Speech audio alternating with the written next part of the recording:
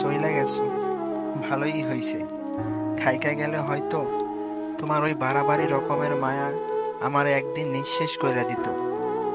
থাইকা গেলে হয়তো প্রতিদিন একটু একটু কইরা আমি মইরা যাইতাম, চোখে হাসি লইয়া, বুকে লুকানো কান্না লইয়া। তুমি চইলা গেছো, সত্যিই ভালোই হইছে। থাইকা গেলে মেলা ক্ষয়ক্ষতি হইতো।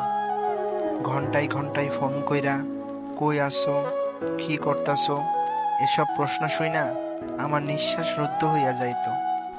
তোমার মায়া হঠাৎ এক সময় বড় বেশি হইয়া গেছিল।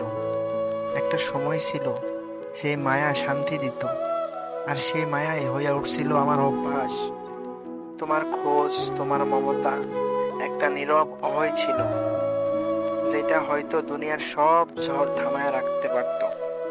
তুমি সারাদিন খোঁজ নিতা, ভাত খাইছে কিনা, ঘুমাইছে কিনা, মন খারাপ কিনা।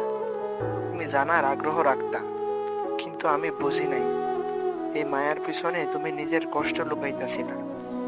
তুমি চাইলেই রাগ করতে পারতা, দূরে সইরা যাইতা, কিন্তু তুমি ঠিকই থাইকা গেছো, ভালোবাসা দিছো নিঃস্বার্থ ভাবে।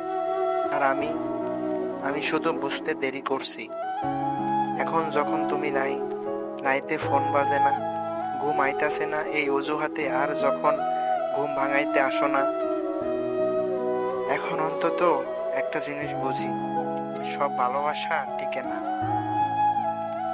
সব মায়ার ভিতরেই আশীর্বাদ থাকে না।